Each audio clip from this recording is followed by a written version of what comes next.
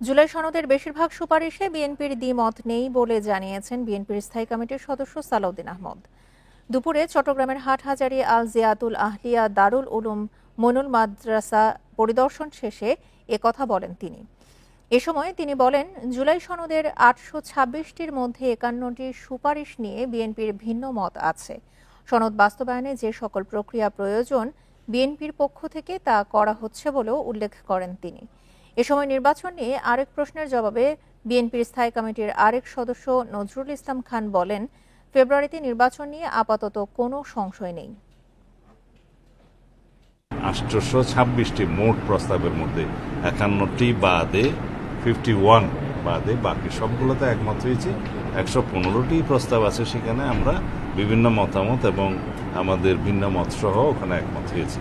তো সুতরাং আশা করি সবাই ঐক্যমতের ভিত্তিতে এই রাষ্ট্র গঠন প্রক্রিয়ায় একমত থাকবে। নির্বাচনের পথে কোনো বাধা আছে বলে আমরা মনে করি না। আমরা আশা করি যে খুব শিগগিরই সরকারের পক্ষ থেকে নির্বাচনের ব্যাপারে একটা দিক নির্দেশনা যাবে।